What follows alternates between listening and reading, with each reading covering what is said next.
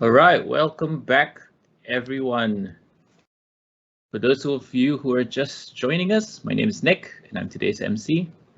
For those of you who are joining us from the workshops, I trust that you had an enlightening and exciting workshop. I apologize if there are any difficulties and hiccups with the Zoom sessions. I know there were for my session, but yeah, so sorry for that. But I trust that whatever you've managed to get from those workshops were useful. Also, I hope everybody's taken some short breaks, grabbed a drink, and you are fully awake, focused, and ready for more. Next up is the plenary session. And sharing with us this morning is Professor Stephen Hall, who I have the honor of introducing. So, Stephen J Hall is head for the Center of the English Language Studies here at Sunway University, where he has worked for 14 years. His doctorate on teacher education analyzes early phases interaction during rural Malaysian in-service courses. He was an in-service teacher training nationwide project manager in Malaysia for 4 years and has served on the Ministry of Education Malaysia advisory committees for TESOL pedagogy standards and curriculum development. In the late 90s, as a corporate trainer with his own business in Singapore, clients included Changi Airport, Singapore Airlines, Visa Asia Pacific, and HBO Asia. Prior to that, he managed language and communication at Temasek Polytechnic in Singapore. Stephen has trained teachers for the ASEAN-wide RELC and has taught at tertiary, secondary, and primary levels. He has authored English for tourism textbooks, presented in over 15 countries, and has over 50 publications. He enjoys percussion and wine writing for some balance. Professor Hall's latest book, co-authored with Lee Soo Kim, is Manglish, Malaysian English at its wackiest, and it's a really good read. Ladies and gentlemen, I give you this morning's plenary speaker, Professor Stephen J Hall. Kia ora. Thank you very much, Nick. Kamsia, terima kasih. What I want to do is to look at mobile-assisted language learning and what rings true for much needed vocabulary learning. In this, what I want to do is to consider what happens with mobile assisted learning and what we can learn from it. Okay, so what rings true for much needed vocabulary learning? And really what I want to do is to consider what is happening and what is happening now with mobile assisted language learning and what we can learn from it, from phones, to do with what we are doing. Okay, let me just get my slides going.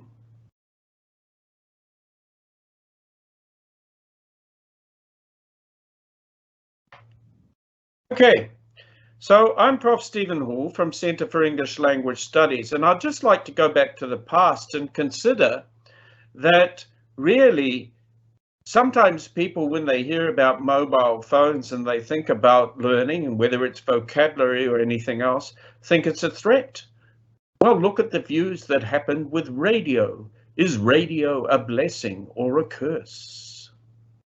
And you see that if you listen to too much radio, look what will happen to you. You will end up decadent, like this particular lady that you see here. And I don't think that's quite what we need. Nick, are you able to see my slides? Yeah, okay, good. Okay. So, just give me a moment, folks. I have a little slight problem here.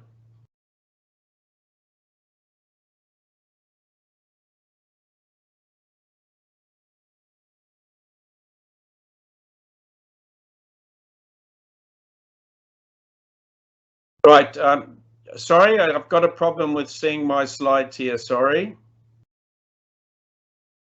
From my side.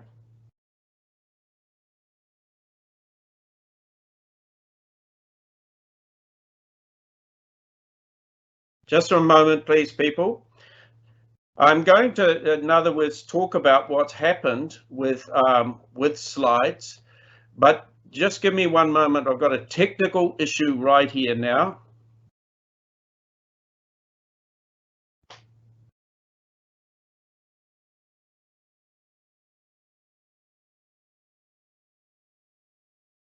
Okay, here we go. Now, you all know that vocabulary is very, very important. And if you don't know that vocabulary is important, consider what happened recently, where we had an incident just with one word going wrong. So words do matter. Vocabulary does matter. And it matters so much that I had to explain to my Korean daughter-in-law why producers in Korea were laughing about incidents to do with Spanish flu. So words do matter in all kinds of ways. In Korean television, the national presenters ended up collapsing in laughter. And really, though, what we're seeing now with vocabulary and text is that text types and the sharing of them is changing, and the power of words goes beyond localized context. So vocabulary is essential. One word can make a difference. And as we're in the business of dealing with words, we want to do it in the most efficient way possible. And that's why you've been hearing us talk about high frequency words.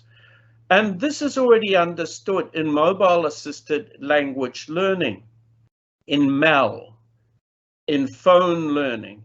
And I'm going to describe that first before saying there are implications for us online and implications for effective vocabulary learning.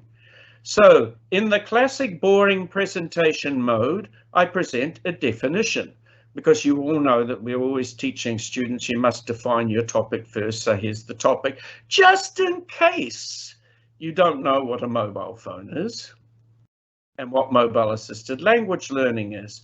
And I'm going to suggest to you that just like, as I've said in other cases, just like the fountain pen has been taken over by the ballpoint, is now taken over by the tablet stylus, we're going to find as blended learning grows that mobile assisted language learning could outpace what is happening with our teacher fronted teaching, because we can type, we can hear ourselves, a frightening experience, try it.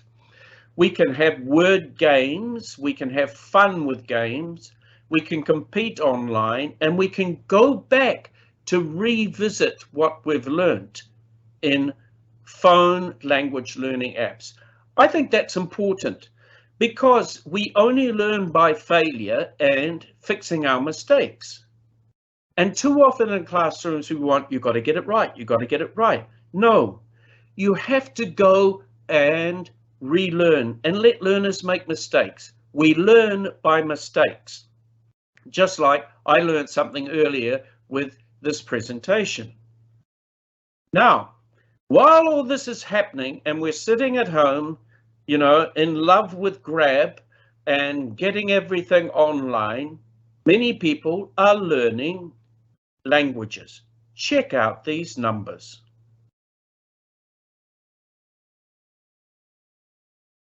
They voluntarily do it, but they can also study for IELTS and TOEFL as well. Yeah, and that includes the educational apps. Do you realize 200,000 educational apps? You have to be critical, but people are learning in this way, just like me with my French. Why do I like it? I like it because I can revisit my mistakes. I like it because I can see how I'm progressing little chunk by chunk. I like it because if I want to be competitive in kiasu, as the Singaporeans would say, I can go and get the points. Hey, I got a gold ingot, you haven't got anything. Or I can cooperate. So mobile apps really have space significant repetition, essential for vocabulary acquisition. And it rewards you with a sense of practice, presence, and progress. Remember those 3 P's. Sorry, Jeremy Harmer. These 3 P's are practice, presence, and progress. I'm going to come back to that. Now, you can, with a mobile app, you can have it on demand. It can be at your place and personalized. So here's my personalized picture of where I used to go to for my high school lunch, go and have a quick surf, a quick swim, and then back to school. Now, mobile assisted language learning is personalized. And what have they found? Now, there's lessons for us in the classroom. Audio reduces the cognition load and enhances retaining vocab. We need lots of listening input. The programmed repetition in different ways is important, not just text and visuals. People like the trendy tools. Flashcards are great. Now it can be digital. And Arabic learners were positive about visuals and games in their learning. It was fun. And this is me. Sometimes our learners will outpace us. And sometimes the IT system gets us as well. And we apologize if this has happened today, because it has, but hey. So, vocabulary learning and mobile assisted language learning, what rings true? You get instant feedback. You go, yay. It's a sense of place in a gamified community. You can recycle and revisit learning. So important, as we've heard Avril say today, and as my colleagues have shared with you at the wonderful workshops. And it's an alternative to walled-in contact hours. As educators, they say, how many hours did you teach? It doesn't matter. What was the learning? Like mastery learning. Go Google that. I think we're going to see more of it and we need it. And mobile assisted language learning gives us lessons because it does threaten antiquated administrators' sense of place and control. My gosh, learners can learn by themselves in their own time. Wow, they might even be motivated.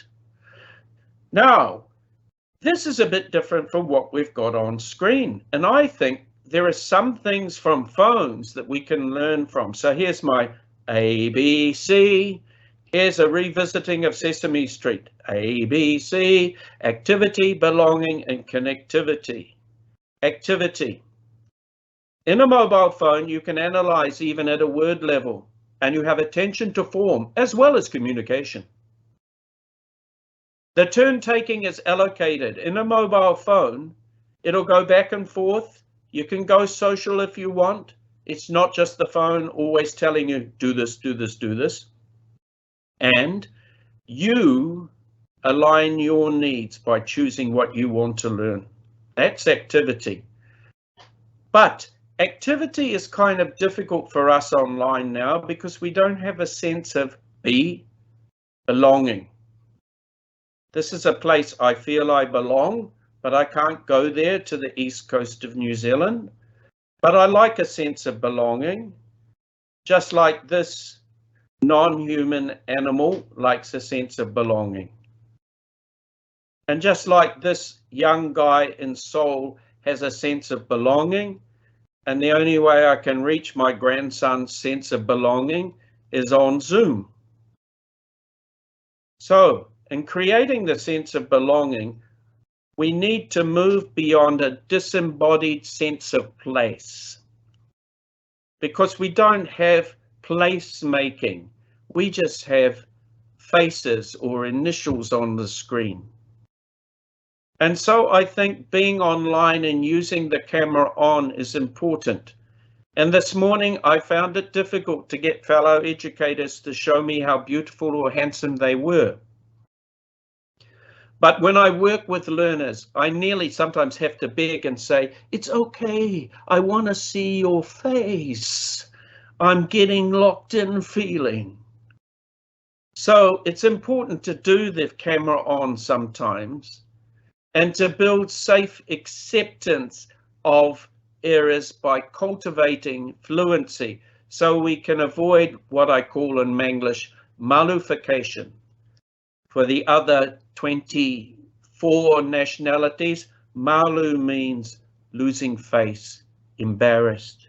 I don't want to talk, I might get it wrong. Oh!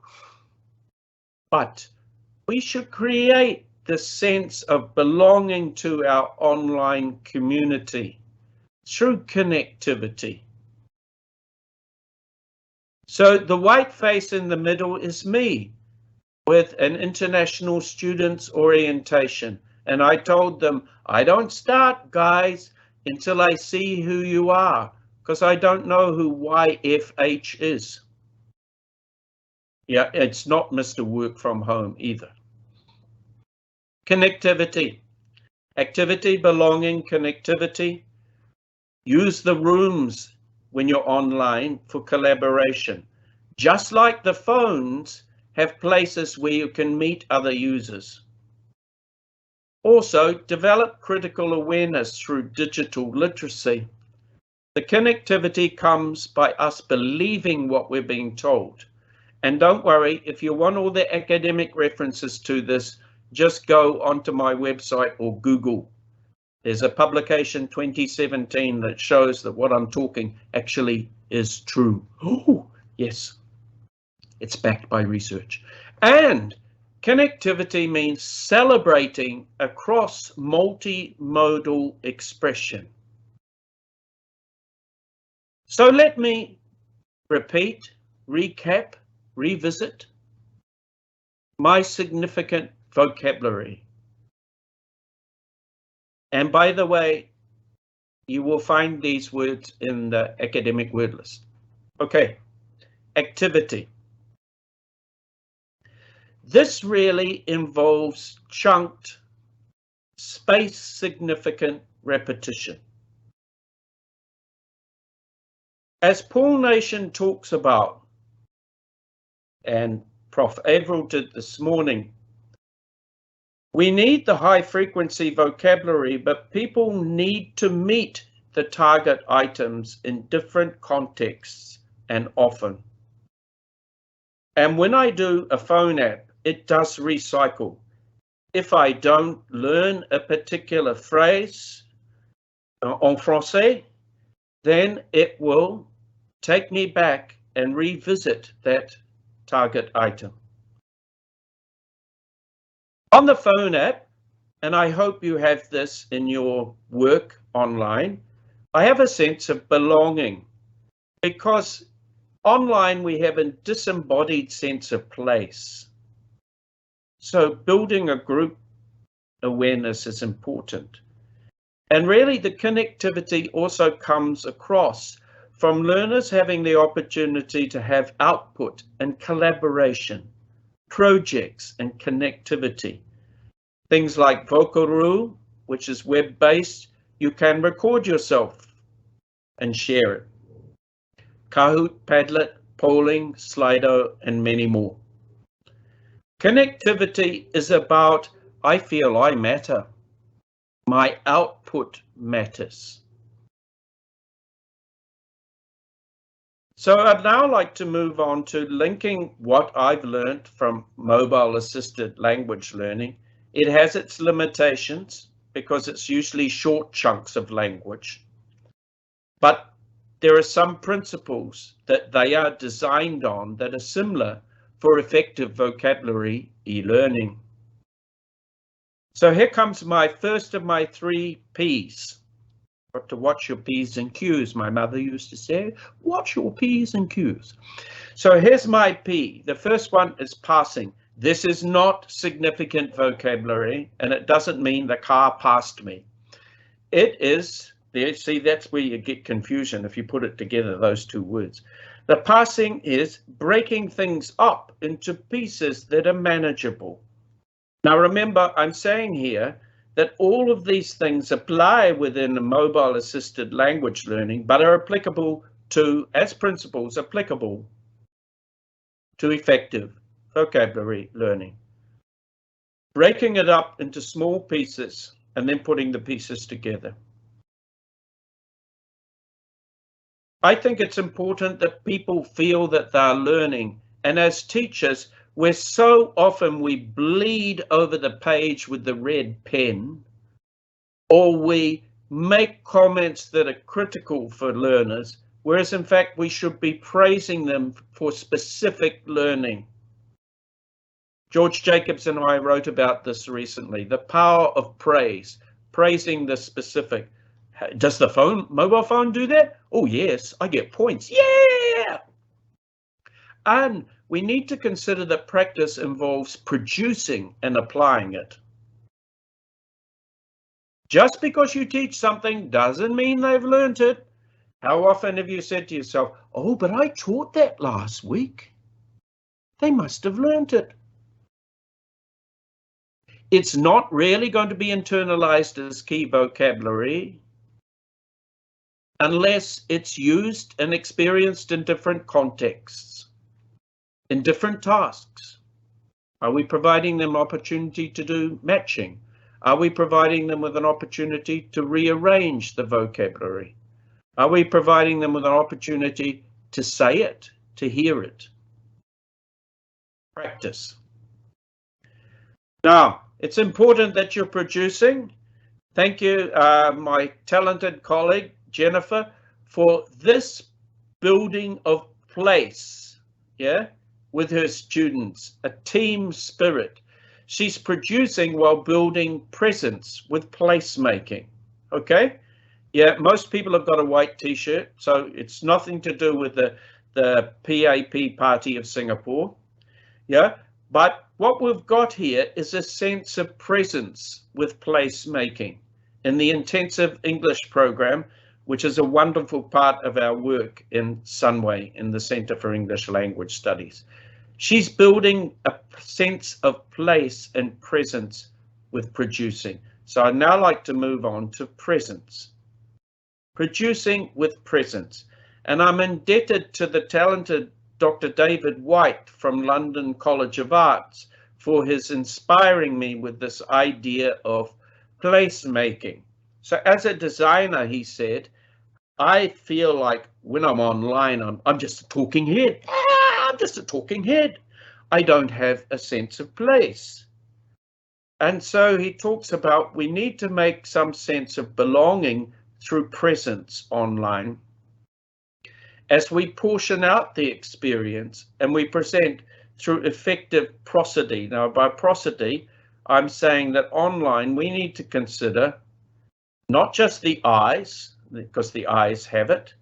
This is for those of you who are preoccupied with the color of your eyes. You can change it online with Google. You can do lots of things with Google these days. But I think as talking heads, and I don't mean the group for those of you who are old enough and love music, but as talking heads, we need to think about the presence that comes through voice online. Yeah. Because text vocabulary learning requires different input, and the heard one is important. And it becomes more important when we are talking heads, we are screen heads. Like in this, as I showed you earlier. So I'd just like to say, please remember that we are all stressed, but that's not the stress I'm talking about, because this is context-specific vocabulary. The stress in sentences is very important, and really intonation is a good term for conscious use of stress, especially when many of our Chinese speakers come from syllable-timed language. You know, the important syllables are equally important with each having its own tone. Stress is equal on all. So we do need to consider that not only us, but our learners need to look at how they deliver themselves online by stress, timing, emphasis, and pace. So there's a step there. Stress, timing, emphasis, and pace. Pace is the thing you've got to watch, because I've been to some presentations where you get some people, they talk like this so fast, by the time you get to it, all you've got is got a headache. But you can't go the other extreme like this one, every actor's dream.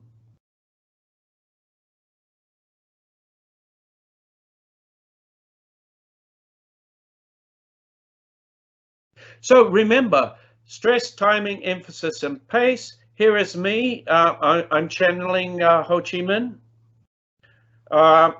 So step into it, and remember that when you are online, rhythms and change of rhythm is something that can keep interest. Of course, you go fast all the time, you'll find that nobody really wants to listen to you for too long, but we won't go there, will we? Even though I'm chasing time, and I know I am. So progress is really important. Presence, we've talked about. Progress is very important. And there's more than just the exams. And I know that in Malaysia, we spend a lot of time, and in many other countries, some of you are listening here from Indonesia, saya tahu itu sama, that many a time we are preparing for exams, but our learners want some sense of their own learning. So maybe now with technology, getting them to record themselves enables them to compare the before and after. You know, like those photographs of the bodybuilder before and after, you develop the language muscle. So progress and a sense of progress, I get that when I'm using my mobile apps. They tell me which level I'm at because it's gamified. So it's shared perceptions. It's our own perception of, am I improving? Am I seeing it and hearing my progress? And that makes a difference to me in my language learning. I get motivated when I say, yeah, now I could survive in a French cafe. Because here comes a situation where it's made as difficult as being in a French cafe. And I see my persistence rewarded. And I guess this is where I'm back to the idea of praise and making it pleasure in learning rather than pain. Yeah. And even if you're saying, I'm just going to get you to learn the vocabulary that you need for the national examination in Malaysia, it's the dreaded SPM, which is now going to be assessed across modes. Even with seeing the progress with the kind of vocab you might need for that, it's important that learners see some sense of progress, because often we don't remember where we were with the language. So recording at the beginning of a session and then coming back a week later, or writing and comparing your writing and going back looking at earlier writing, I think people want to see a sense of progress. So positive feedback is so important. And of course you need, and this has been a major theme of today, repetition of the most useful words. I'd like to answer a question that I found in the session that I just went to with Prof Averill Coxhead. So just look at it, the key thing, 3,000 key words, yeah? And we will later on, as a part of this, we will share you some links, because I've had a number of questions about, okay, what are these 3,000 to 5,000 words that are useful for 95% of the coverage? Yeah, we know there's differences in maths and science. So consider, what do our learners need vocabulary for? And remember, as Averill Coxhead has found out, that say if it's just for a science lab, they only really need 3,000 words out of the 250,000 English words. So key principle, big takeaway from today is start with frequent useful words and tell them why they're good words. Remember that listening and extensive reading is important. And we have found significant growth in learners' English language in the intensive English program of Someway University by extensive reading. Read to enjoy. I am so saddened that the ministry dropped in Malaysia, dropped a wonderful initiative called Drop Everything and Read. And I know that colleagues working in Indonesia with extensive reading are finding that the input is so important, is so good. But from there, we must provide space for learners to speak and write. So often as teachers, like I'm doing now, we talk and dominate. And it's really about the learning, the focus on the learning. Sometimes we need to be language focused. Other times we need to give them the chance to play with language. Learners innately play with language. You know what I mean? If you go to a program and you hear the kids in a playground, they're all going, my mother said, I never should play with no in the wood. Oh no, that's not it. I think I got that wrong somewhere. But fluency development, yeah? giving them the chance to speak is important. So have a look at these from Paul Nation. You can ask Auntie Google about him again. She knows where he is. And you will find out 25% of this. Think about our own teaching. Where are we at with the 4 strands? And where are we at with building a sense of community online? Here's a colleague of mine, Kenny Ong, being very Korean, but he's built a sense of community in the intensive English program here, and they're having fun. They're enjoying the learning. Yes, they all have to pass the test at the end of the course, but along the way, the tasks harness curiosity for their learning. So, as I come to the end, let me round up by doing a little bit of spaced significant repetition. Mobile phones, highly successful, widely used, available anywhere, contain chunked, spaced significant repetition. They build a sense of you belonging to a community, even if it's a digital community, and they create connectivity. The principles are practice from input to productive use, presence, and can I suggest the power of the voice is even more intensive now. Radio is still alive, except it's got a talking head. And think about progress and how we praise our learners across their progress. As teachers, we are great at picking mistakes, but provide safe fluency activities because that provides chances for space significant repetition and vocabulary acquisition. So chunked space significant repetition. Knowing one's own progress is important.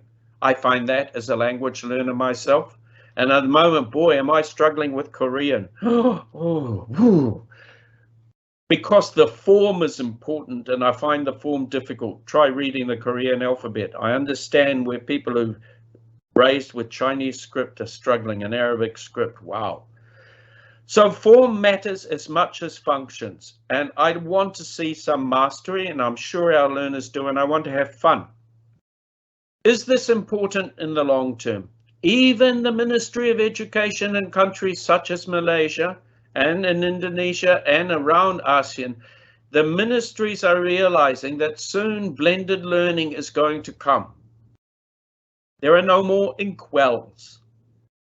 There are very few chalk and blackboard classrooms. There are some, I know there are some. But soon with blended learning, all of us are going to have to look at how we create significant vocabulary acquisition. And lastly, whenever we teach, it's to do with our philosophy. So I would like to go all the way back to a Bengali poet and philosopher whom I admire. Have a quiet read, because learning by different ways is important.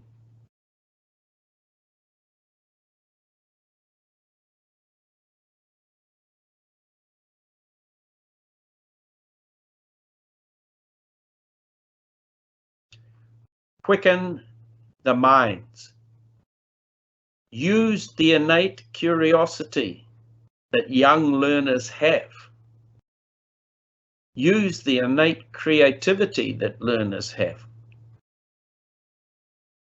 And develop effective vocabulary learning, because there are many bells that ring true from mobile assisted language learning. Thank you for listening, and thank you for being part of the ESAP Symposium, because we're going to now go to an important part of learning, and that is, we don't know all the answers, but question and questioning, because to me, that is a core thing in English language teaching.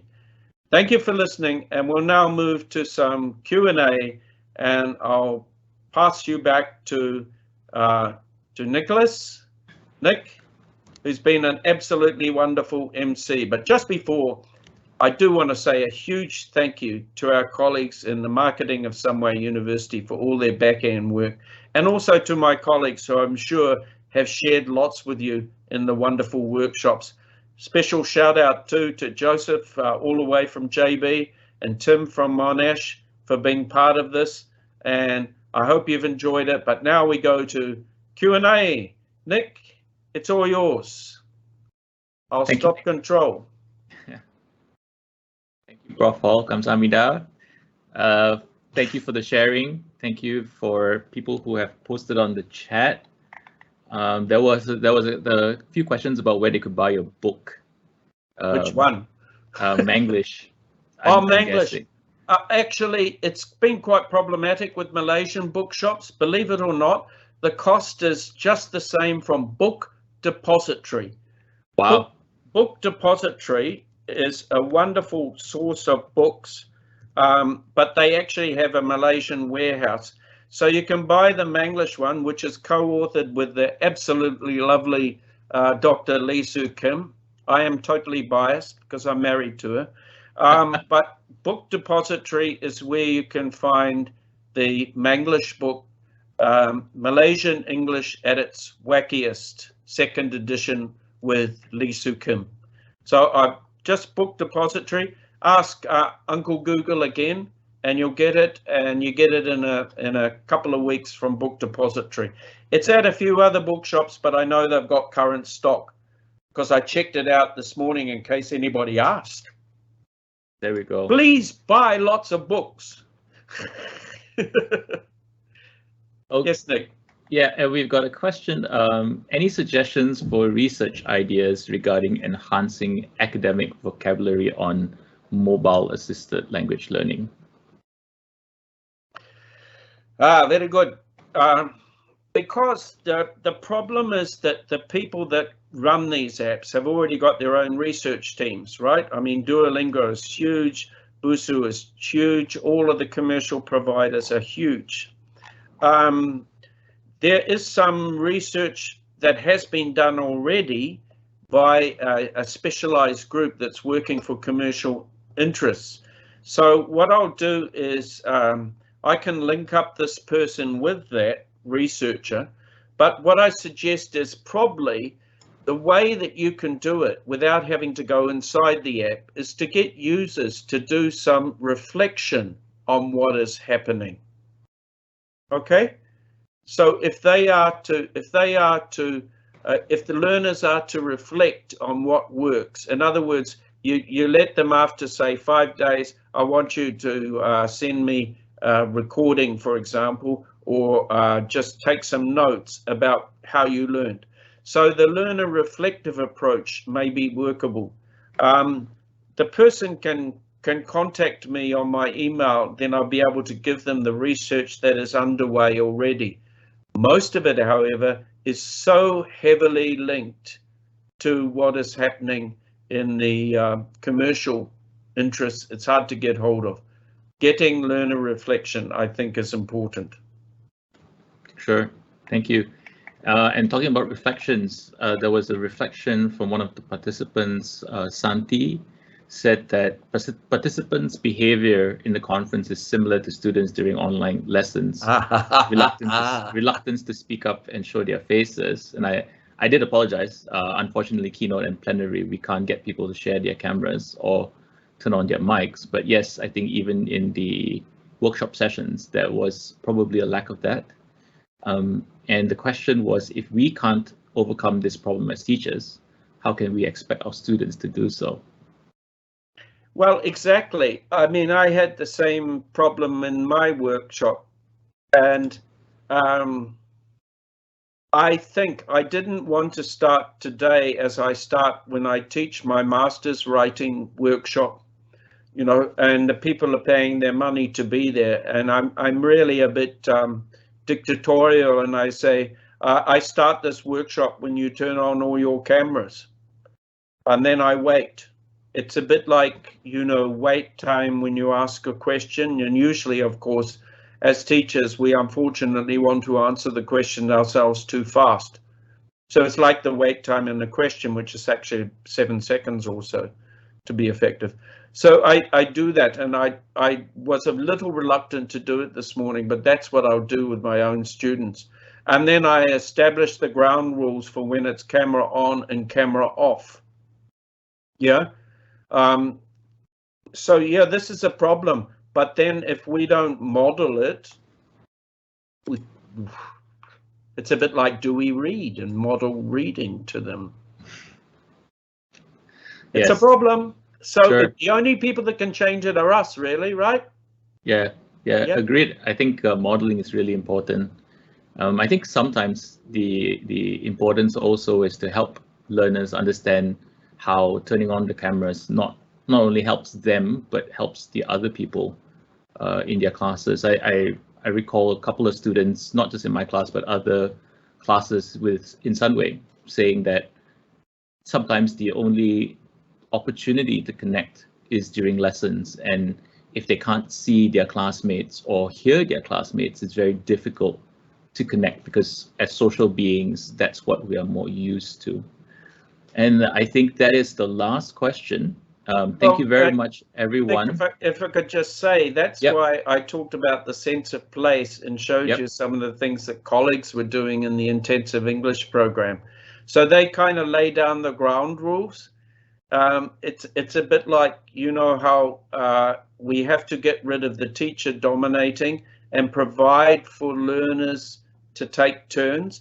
Another one of my colleagues uses the wheel of choice. You can go online and find the decision wheel, and instead of putting numbers in, she puts the students' names and it spins around and now goes, student X, your turn to talk. So we have to think about how we stimulate their students' output, and the sense of place and belonging does come with visuals. Absolutely. And on that note, thank you very much, Professor Hall, for the sharing all the answers and for being so generous with all the wisdom that you have. So we are going to move on. We have come almost to the end of today's symposium. We would like to say a big thank you to all the different speakers and workshop leaders. We've got Professor Edward Coxhead, obviously Professor Stephen Hall, Kenny Ong, Joseph Pang, Dr. Melissa, Nira, Ms. Tan Lei Hong, Irene, Dr. Tamash Kish, Timothy Wong, as Professor Hall mentioned, from Monash, Ms. Jennifer, and Ms. J. Burkhardt. So thank you again for your time and the effort taken to share with us this morning. Also, if you have not yet followed the Center for English Language Studies on Facebook, please do follow us there. Links to today's sessions will be posted there. Unfortunately, we will not be posting a link to the keynote, but all the other sessions will be eventually shared. Please also help us to give some feedback. And so on screen, you'll see a QR code, and if you can use your mobile phone to scan that, that takes you to the feedback form. Alternatively, you can also key in the shortened link, bit.ly/ESAP feedback in your browser. So that's bit.ly/ESAP FEEDBACK. And if you could do that right now, that would be awesome. Just so that, well, you know, the experience and the memory is still fresh, you're able to provide us with some feedback, which is very useful for us. We always aim to improve with regards to the symposium, whether it's the format, whether it's the topics that were covered, and so on. So if you've got suggestions, ideas for making this symposium better, we would love to hear from you. So would really appreciate it if you could just take a minute or two to do that right now. I believe that the link will also be in the chat box. We've got a bunch of thank yous. Thank you for your thank yous. Thank you for joining us this morning.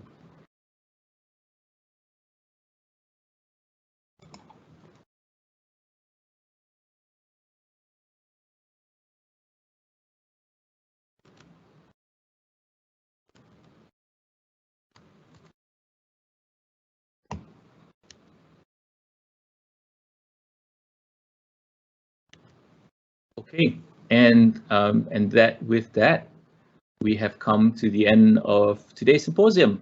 Thank you so much for taking your time out to join us. We know that for some of you, there's many hours spent in front of the screen on a daily basis, but we really appreciate you taking this time to join us this morning.